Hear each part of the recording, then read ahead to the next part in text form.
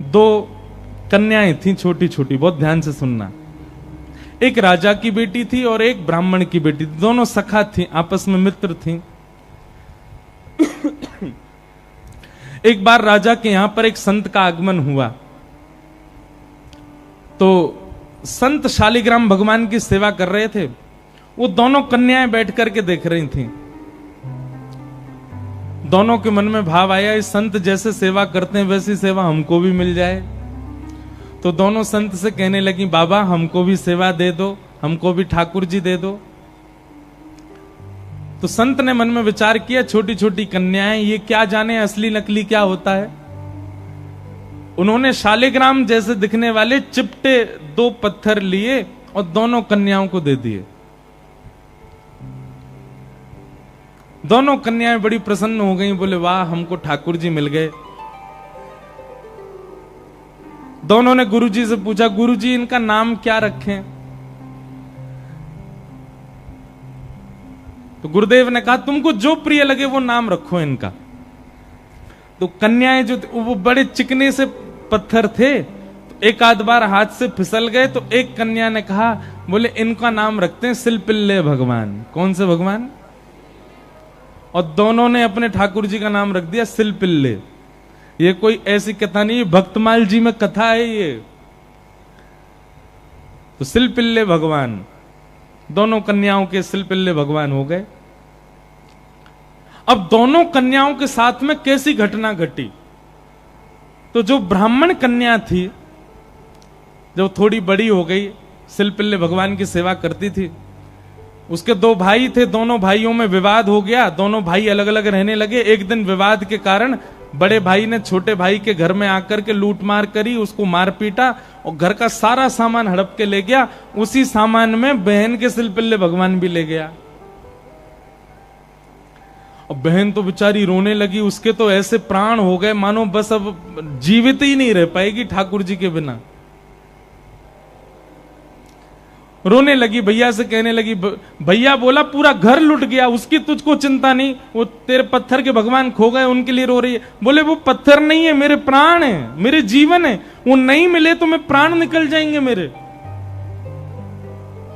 बोले जा, किसी और ने थोड़ी लूटा, बड़ा भाई है हमारा, जाके मांग ले, दे दे। तो बहन अपने बड़े भाई के घर गई और बड़े भाई से जाके कहा, भैया कुछ मत दो, सब रख लो अपने पास, पर मेरे सिलपिल्ले भगवान। अब सिलपिल्ले नाम सुनते ही सब हंसने लगे वहां पे। और जितने भी उसके भाई के साथ, वो तो गुंडा प्रवृत्ति का था, उसके साथ में जितने भी लोग सब हंसने लगे। अच्छा क्या नाम तुम्हारे ठाकुर जी का? बोले सिलपिल्ले भगवान। और जोर से हंसे। भैया मेरे भगवान दो। बोले अंदर सारा सामान पड़ा है, तू जाके अपने आप ढूंढ ले ठाकुर जी कहां हैं।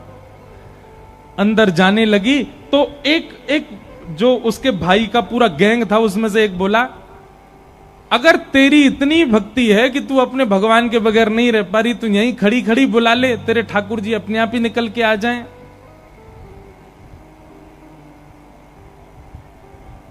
ये बात उसके प्रेम पर मानो प्रश्न चिन्ह लग गया। वह भी मन में सोचने लगी, मैं बचपन से सेवा कर रही हूं सिलपिल्ले को, कभी अपने हृदय से दूर नहीं करती, पर आज इसकी बात से मुझको ऐसा लग रहा है कि मैं तो प्रेम करती हूं, पर वो प्रेम करते हैं कि नहीं, आज उसका भी पता चल जाए। और बाहर खड़े खड़े करुण क्रंदन करते हुए, भाव निमग्न होते हुए, नेत्रों से अविरल अश्रुधार गिर रही है। हां नाथ, हां मेरे सिलपिल्ले नाथ, मेरे पास आ जाओ। दोनों भुजा उठा करके जैसे ही रुदन करने लगी, कक्ष में से वो सामान्य सा पत्थर जिसकी वर्षों से सेवा कर रही थी, वो अपने आप उछट करके आया और उस कन्या के हृदय से आकर के लग गया। बोलो सिलपिल्ले भगवान की। और महाराज ये देख करके भाई और उसका जो पूरा गैंग था, वो सब आश्चर्यचकित हो गए। परिणाम ये हुआ कि सब लोगों ने अपनी सब सामग्री जो उसके भाई की लूट ली थी, सब इकट्ठी करके दे आए। बोले भैया हम तो ऐसे ही समझते थे, पर आज वास्तव में हमने भक्ति का दर्शन किया। अब राजकन्या जो थी, उसके सिलपिल्ले भगवान, उनके साथ कैसी घटना घटी? कन्या का विवाह हुआ और जिस पुरुष के साथ में विवाह हुआ वो किसी भी रूप से भक्त नहीं था, ना वो भक्त था ना उसका परिवार भक्त था। कन्या ने विवाह के लिए मना तो किया पर माता पिता नहीं माने, विवाह कर दिया।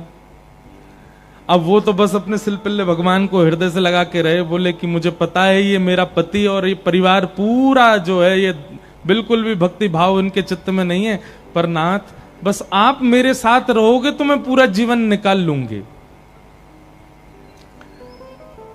अब जिससे उसका ब्याह हुआ था वो तो काम क्रोध लोभ मोह सब था उसके अंदर, वो तो इसी कारण से विवाह कर रहा था, भोग वृत्ति थी उसकी। लेकिन कन्या के चित्त में यह भाव था कि भाई ये वैष्णव नहीं है, इसको तो मैं स्पर्श भी नहीं करने दूं अपना।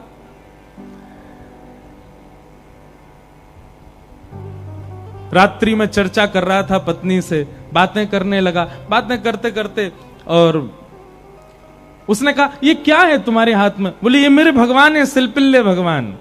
सिलपिल्ले नाम सुनते ही इतना हंसा, हंसते हंसते बिस्तर से गिर गया। बोले कौन है? सिलपिल्ले भगवान। बोले आप हंसिए मत, ये मेरे ठाकुर जी हैं, मैं बचपन से इनकी सेवा करती हूं।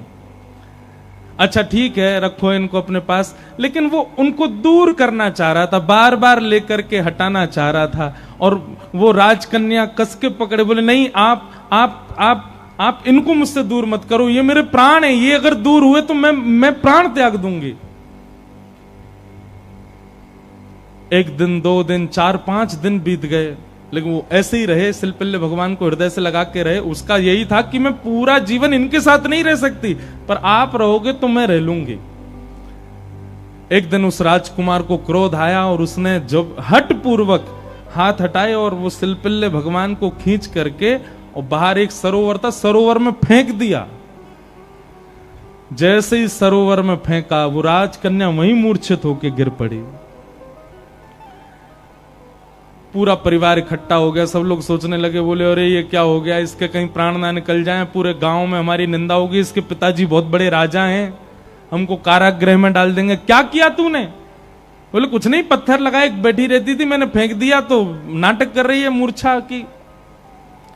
खूब प्रयास किया लेकिन होश में नहीं आई। जैसे तैसे होश में आई, वैद्य के बुलाने के बाद उठते ही मेरे सिलपिल्ले कहां हैं, मेरे सिलपिल्ले कहां हैं। गोताखोरों ने जाकर के पूरा सरोवर ढूंढ लिया लेकिन ठाकुर जी नहीं मिले। अंत तो गत्वा वही सरोवर के किनारे आकर के बैठ गई और रुदन करते हुए बोली, हे मेरे सिलपिल्ले नाथ, यदि मैंने वास्तव में बाल्यकाल से आपको अपना प्रियतम मान करके भेजा हो, आपकी निष्ठा से सेवा की हो, तो आप कृपा करके मेरे पास आ जाना। और यदि आप मेरे पास नहीं आए तो मैं एक क्षण और चिंतन नहीं करूंगी, तुरंत अपने प्राणों का परित्याग कर दूंगी।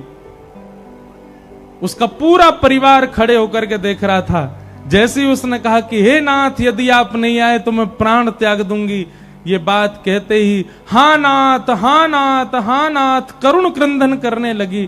तुरंत सरोवर में से अपने आप सिलपिल्ले भगवान निकल करके आए और उसकी छाती से आकर के लग गए।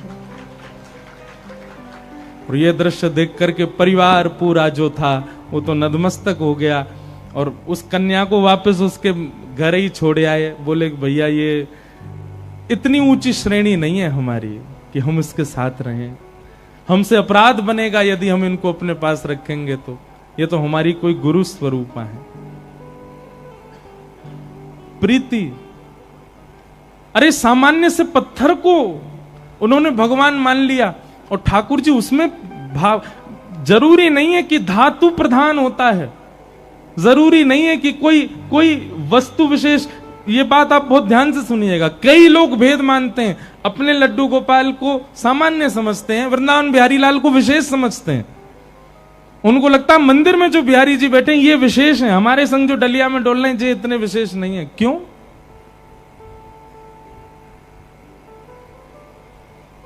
ये भेद दृष्टि मत रखो। वो बिहारी जी जितने श्रेष्ठ हैं उतने ही श्रेष्ठ आपके ठाकुर जी हैं। ये विश्वास प्रगाढ़ रखो अपने ठाकुर जी के प्रति, ये भाव प्रगाढ़ रखो। तो भैया संसार में हर वो वस्तु चली जाएगी आपसे दूर जिसको आप स्नेह भरी दृष्टि से देख लोगे। इसलिए स्नेह भरी दृष्टि से देखना है तो केवल ठाकुर जी को, उनकी लीला को, उनके धाम को, उनके प्रसाद को और उनके जनों को ही देखो। और या फिर जिससे स्नेह हो रहा हो, चाहे वो पुत्र हो, पुत्री हो, माता हो, पिता हो, मित्र हो, यार हो, कोई भी हो, उसको भगवत भक्त बनाओ। क्योंकि भगवत भक्त बनने के बाद उससे स्नेह हो तो भी वो स्थिर तो रहेगा। आप वैष्णव हैं और वो संसारी है, तो कोई भी संबंध क्यों ना हो स्थिर नहीं रहेगा, जाएगा। चला चलेति संसारे धर्म एको ही निश्चला। तो लक्ष्मी की बात हो रही है। लक्ष्मी ही रुक्मिणी जी के रूप में आई और उनका विवाह भगवान श्री कृष्ण के साथ हुआ। आगे भागवत जी में सिमंतक उपाख्यान सुनाया गया। भगवान का दूसरा विवाह जामवंत की पुत्री जामवती के साथ में हुआ। जामवती के उपरांत भगवान का तीसरा विवाह सत्यभामा जी के साथ में हुआ।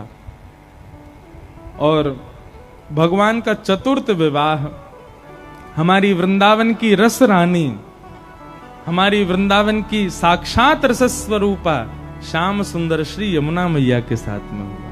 बोलो यमुना मैया की जय। एक बात हमारी बहुत ध्यान से सुनो, हम वैसे तो कथा में बोलते ही हैं। वृंदावन जाति बंधुओं कुछ नियम है, उन नियमों का पालन किया करो। सबसे पहला, वृंदावन जाते ही सबसे पहले तो वहां के अपनी गाड़ी से उतर के सबसे पहले तो भूमि जहां से वृंदावन प्रारंभ होता है वहीं वृंदावन को प्रणाम किया करो। आज भी कई वृंदावन आने वाले वैष्णव हैं, वो पादुका नहीं पहनते अपने पैरों में, क्योंकि जिस रज पर ठाकुर जी निरावृत चरणों से भ्रमण किए, हम कैसे पहन लें। तो सबसे पहले आते ही वृंदावन की रज को प्रणाम करो। आपका मस्तिष्क सूना नहीं होना चाहिए वृंदावन में। और सुनिए, वृंदावन में आके वो छापे वाले मत लगवाया करो तिलक, स्वयं तिलक लगा करके निकला कीजिए अपने कक्ष से। रज लीजिए, रज में गंगा यमुना जल मिलाइए, उस रज का तिलक करिए। और तिलक करना एक बात होती है, ऐसे प्रणाम करो कि अपने आप ही रज लग जाए आपके माथे से। सबसे पहला रज को प्रणाम। पंचायतन प्रणाम हमने बताए कथाओं में, सबसे पहले रज को प्रणाम करो। दूसरा, वृंदावन में जैसे भीतर प्रवेश करते हो जितने वृक्ष वृंदावन के आपकी दृष्टि के सामने आ जाएं सबको प्रणाम करो। वृंदावन में वृक्ष सामान्य नहीं है बंधु। आशा महो चरण रेणुज श्याम हम श्याम वृंदावने किमपि गुलमलतोषधीनाम। वृंदावन में जैसे किसी व्यक्ति ने अगर अखंड वृंदावन वास के लिए पूरा जीवन भजन किया कि हे नाथ मुझे अखंड वृंदावन वास मिले, और भजन करते करते उसके प्राण चले गए, तो अगले जन्म में वृंदावन में वृक्ष बन करके वो आ जाता है और वो अखंड वृंदावन वास करता है। इसलिए वृंदावन वास जिनके मन में इच्छा होती, कई लोग कहते हैं वृंदावन वास कैसे मिले, वृंदावन के वृक्षों को प्रणाम किया करो। किशोरी तोरे चरणन की रज पाऊं, किशोरी तोरे चरणन की रज पाऊं। बैठी रहूं कुल जन के कोने, बैठी रहूं। जो नहीं गाएगो वाकू बगल वाले की सौगंध है, जो नहीं गाएगो वाको अगले जन्म में भ्या नहीं होएगो। इसलिए विचार कर लो।